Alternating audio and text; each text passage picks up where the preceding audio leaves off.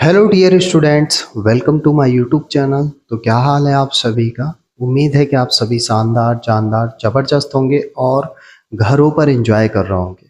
हमेशा की तरह आज की वीडियो के थंबनेल पर आप सबने देख लिया होगा कि आज की वीडियो हमारी किस टॉपिक पर होने जा रही है।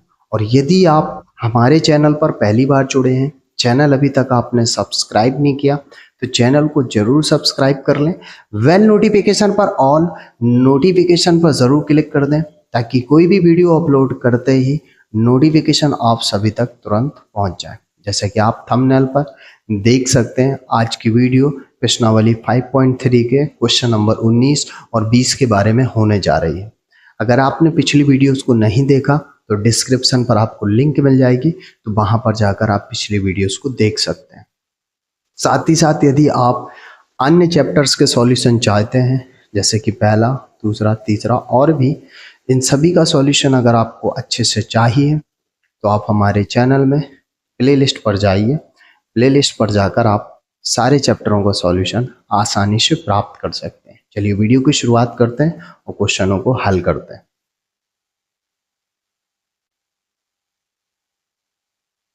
क्वेश्चन नंबर 19 आप देखेंगे तो लिखा हुआ है 200 लट्ठों को ढेरी के रूप में इस प्रकार रखा जाता है। सबसे निचले वाली पंक्ति में 20 लट्ठे, मतलब यहाँ पर कितने लट्ठे रखे हुए, 20 लट्ठे हैं। उससे अगली पंक्ति में 19, यानी कि यहाँ पर 19 लट्ठे रखे हुए हैं। उससे अगली पंक्ति में 18 लट्ठे रखे हुए हैं, इत्यादि। देखिए आकृति 5.5 ये रही।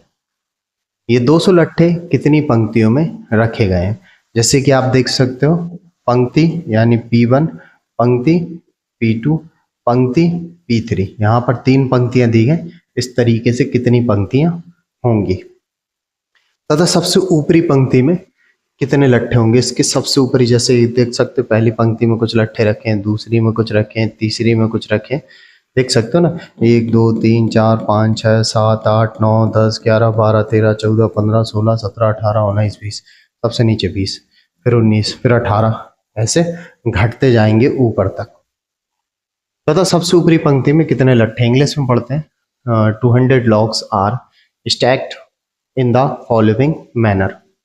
20 logs in the bottom row, 90 in the next row, 18 in the row next to it, and so soon. Soon है या on है, so on. See figure 5.5. In how many rows are the 20 legs placed and how many logs are in the top row. ठीक है, इस तरीके से ये diagram दिया। इसके अकॉर्डिंग इन क्वेश्चनों को हमें क्या करना, सॉल्यूशन करना और हमें बताना कि इस तरीके से, जैसे ये पहली पंक्ति, ये दूसरी, ये तीसरी, इस तरीके से कितनी पंक्तियां संभव होंगी। तो सबसे पहली चीज क्या लिख देते हैं, ढेरी में क्रमशः नीचे से लट्ठों की संख्या, लट्ठों की संख्या क्रमशः क्या रहने वाली है, 20, 19, 18, इस तरीके से n पदों तक। ठीक है, जबकि ये अगर ध्यान से देखो, 20 से 19, 19 से 18 एक एपी बन रही है। ठीक है, तो एपी बन गई तो एपी में क्या लिखेंगे, 20, 19, 18, इन सबको टोटल करेंगे तो टोटल जो लट्ठों की संख्या वो 200 ही है। एन पदों तक की बात कर रहा है तो एस एन कितना हो जाएगा हमारा, 200। और ए बराबर कितना हो जाएगा, 20। और डी बराबर कितना हो जाएगा, A2 माइनस का A1, यानी 20 19 माइनस का A2 कितना, 19 माइनस 20 बराबर कितना, -1। ठीक है, ये रहा एस एन, ये रहा ए, ये रहा डी। तो एन फाइंड कर लीजिए। तो कैसे करेंगे, एस एन बराबर n/2, 2a प्लस का n-1 into D. S N जो है 200 हो जाएगा, एन बटे 2, 2 एक ही जगह पे कितना है 20, नीचे से बॉटम से काउंट कर रहा है ना, नीचे से, तो एन कितना है ये फाइंड करना है, डी कितना माइनस का 1 हो जाएगा, 2 का गुणा हो जाएगा, 200 दूनी 400, ये 40 हो जाएगा, minus N minus minus plus का 1, ये 400 बराबर एन, 40 और 1 41 माइनस का एन। ठीक है, आगे कैलकुलेट करते हैं। 400 बराबर एन 41 माइनस एन, यही था ना, 41 माइनस एन। ठीक है, अंदर मल्टीप्लाई कर देते हैं, 400 एन का गुणा कर देंगे तो 41 एन माइनस का एन स्क्वायर, एन स्क्वायर इस तरफ आएगा प्लस का, 41 इस तरफ आएगा तो माइनस का, प्लस का 400 बराबर 0। अब 400 के ऐसे फैक्टर, ऐसे गुणनखंड करने हैं कि प्लस का चिन्ह जोड़ के 41 आ जाए, तो एन स्क्वायर माइनस ये हो जाएगा 25 एन प्लस का 16 एन, इनका मल्टीप्लाई करेंगे तो 400 के बराबर, ऐड करेंगे तो 41 के बराबर, 400 बराबर 0। जैसे ही अंदर गुणा कर देंगे, minus 25 N minus 16 N plus 400 बराबर 0। दोनों में n कॉमन ले लेंगे तो n माइनस का 25, दोनों में माइनस का 16 ले लेंगे तो n माइनस का 25 बराबर 0। तो n माइनस 25 कॉमन आ जाएगा, बचेगा n माइनस का 16 बराबर 0। तो n माइनस 25 बराबर 0, n बराबर कितना हो जाएगा 25, n माइनस 16 बराबर 0, n बराबर 16। अगर ध्यान से देखें तो दोनों पॉजिटिव है, दोनों आंसर हो सकते हैं, लेकिन करेक्ट एक ही आंसर होगा। लेकिन करेक्ट आंसर क्या होगा ये भी समझते हैं। यार एक बात बताइए, नीचे 20 लट्ठे हैं, फिर 19 है, फिर 18 है ना, इस तरीके से लास्ट तक अगर जाएंगे, नीचे 20 है, फिर 19 है ना, फिर 18 है, लास्ट तक अगर मिनिमम होगा तो एक से कम तो होगा नहीं, अगर बात मान ली जाए तब। अगर नीचे 20 है, फिर 19 है, फिर 18, सबसे ऊपर तक जाएंगे तो एक लट्ठा होगा। कुछ इस तरीके से देखिए, यहाँ पर अगर 3 है तो 2 यहाँ पर होंगे, लास्ट में एक तीसरा होगा। देखिए यहाँ 3 है, फिर 2 है और लास्ट में एक से कम तो होंगे नहीं। अगर 20 से लेकर 1 तक जाएंगे तो टोटल पंक्तियां कितनी बन रही 20। अगर 20 से लेकर 1 तक जाएंगे तो टोटल पंक्तियां कितनी बनेंगी 20। 20 से ज्यादा पंक्तियां किसी हाल में संभव ही नहीं है।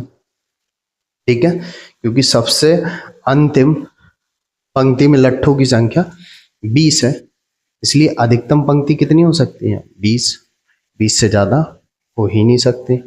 ठीक है, तो जैसे देखेंगे, लिखेंगे चूंकि सबसे निचली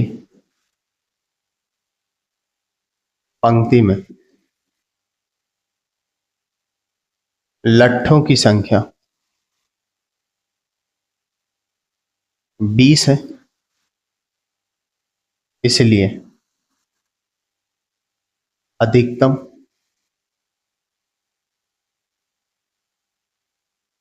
पंक्तियां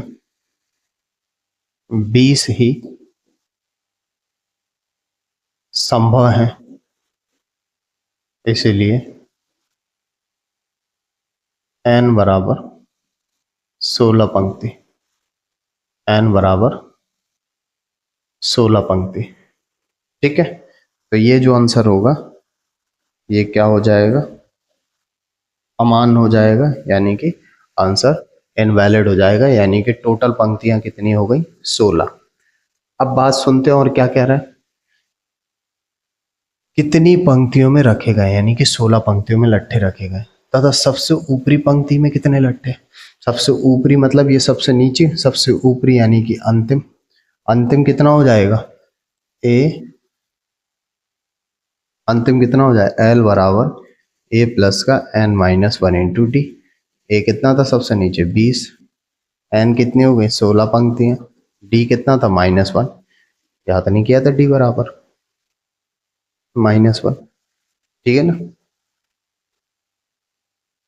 तो कितना हो जाएगा 20, 15 माइनस 1, 20 माइनस का 15 यानी 5।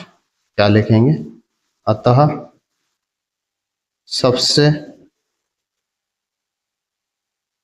ऊपरी पंक्ति में लट्ठों की संख्या बराबर कितनी हो जाएगी, 5 हो जाएगी। सबसे ऊपरी पंक्ति में लट्ठों की संख्या कितनी हो जाएगी, 5 हो जाएगी। ठीक है, ये रहा आपके सामने 19वें नंबर का सॉल्यूशन। नोट करना चाहते हैं वीडियो पॉज करके स्क्रीनशॉट ले लीजिए। 20वें नंबर पे देखते हैं तो लिखा हुआ है एक आलू दौड़ यानी पोटैटो रेस में प्रारंभिक स्थान पर एक बाल्टी रखी हुई है जो पहले आलू से 5 मीटर की दूरी पर है तथा अन्य आलुओं को एक सीधी रेखा में परस्पर 3 मीटर की दूरियों पर रखा गया है। इस रेखा पर 10 आलू रखे गए हैं। देखिए आकृति 5.6। इसके नीचे लिखा प्रत्येक प्रतियोगी बाल्टी से चलना प्रारंभ करती है, निकटतम आलू को उठाती है, उससे लेकर वापस आकर दौड़कर बाल्टी में डालती है। दूसरा आलू उठाने के लिए वापस दौड़ती है, उसे उठाकर वापस बाल्टी में डालती है और वह ऐसा तब तक करती रहती है जब तक सभी आलू बाल्टी में ना आ जाए। इसमें प्रतियोगी को कुल कितनी दूरी दौड़नी पड़ेगी। इंग्लिश में भी पढ़ देता हूं मैं कि इंग्लिश में किस तरीके से पढ़ा जाएगा। इंग्लिश में लिखा हुआ in a potato race a bucket is placed at the starting point which is 5 metre from the first potato and the other potatoes are placed 3 meter apart in a straight line. There are 10 potatoes in the line. See figure 5.6. A competitor starts from the buckets, pick up the nearest potato, runs back with it, drops it in the bucket, runs back to pick up the next potato, runs to the bucket to drop it in, and C continues in the same way until all the potatoes are in the bucket. What is the total distance the competitor has to run? देखिए ये आलू दौड़ है।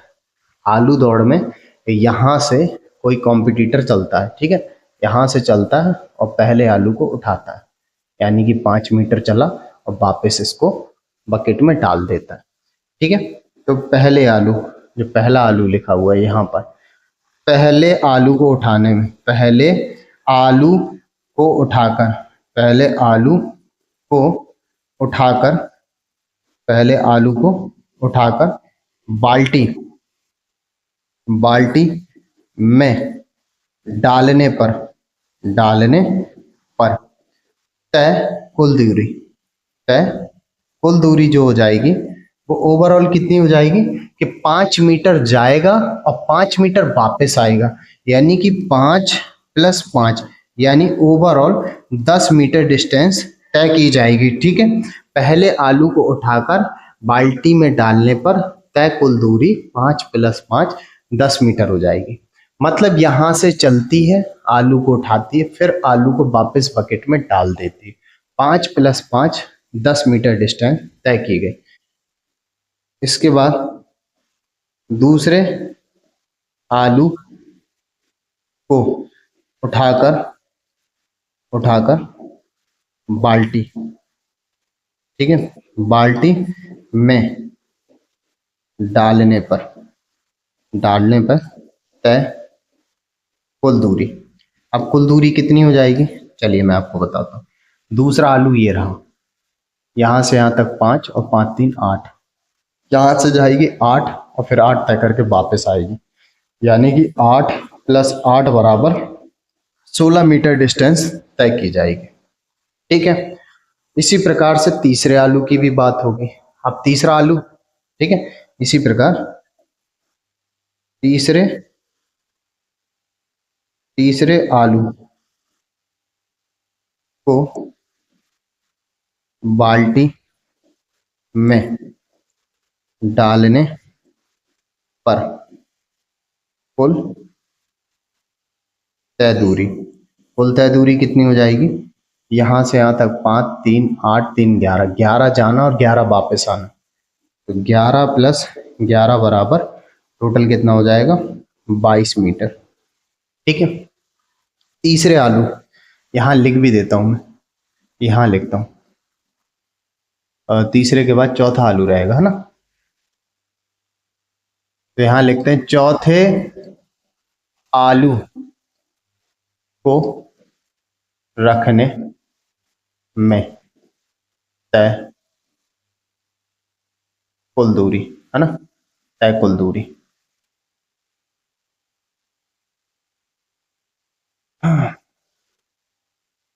तय कुल दूरी, अब चौथे आलू के लाने ले जाने में तय दूरी, पहला आलू दूसरा तीसरा, ये रहा चौथा। तो देखिए 5 3 8 3 11, 3 3 कितना हो जाएगा 14, यानी कि 14 जाना है और वापस 14 तय करना, तो टोटल कितना हो जाएगी 28 मीटर।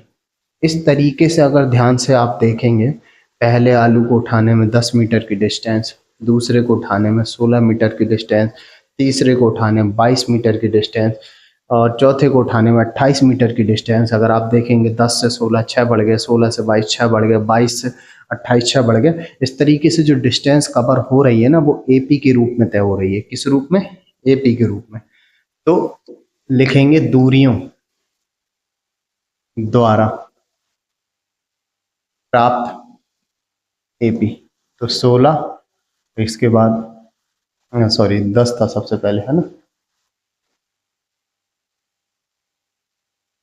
10 मीटर, फिर 16 मीटर, फिर 22 मीटर, फिर 28 मीटर, कहाँ तक 10 पदों तक। अब आप कहेंगे सर 10 पदों तक क्यों, क्योंकि क्वेश्चन पे ही लिखा है। कहाँ लिखा है, कितने 10 आलू रखे गए हैं, यानी कि 10 आलू है ना, तो 10 बार डिस्टेंस तय की जाएगी। तो टोटल योग ज्ञात करना, टोटल डिस्टेंस, तो टोटल डिस्टेंस इन सभी का टोटल होगा, इन सभी का टोटल एपी के कॉन्सेप्ट से लगाते हैं।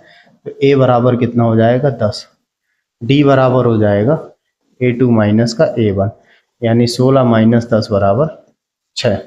ठीक है, एन बराबर कितना दे रहा है 10, फार्मूला एस एन बराबर रहेगा n बटे 2 और कोष्टक में 2a प्लस का n माइनस 1 इंटू डी हो जाएगा। n की जगह पे है हमारा 10 बटे 2, 2a की जगह पे 10, n की जगह 10 माइनस 1 और d की जगह पे दे रहा है 6।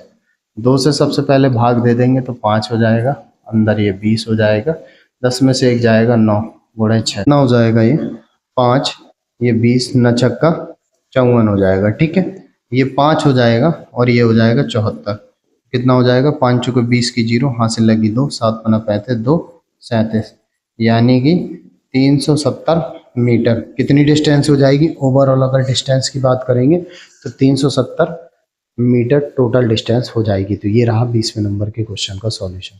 उम्मीद है कि आप सभी को समझ आ गया होगा। समझ आ गया है, यदि आप वीडियो में अब तक जुड़े हैं तो कमेंट बॉक्स पे कमेंट जरूर कीजिए। चैनल सब्सक्राइब नहीं किया तो चैनल को भी जरूर सब्सक्राइब कर लीजिए। फिर मिलते हैं हम नेक्स्ट वीडियो में, तब तक के लिए सभी बच्चों को bye bye, take care, good luck बच्चों।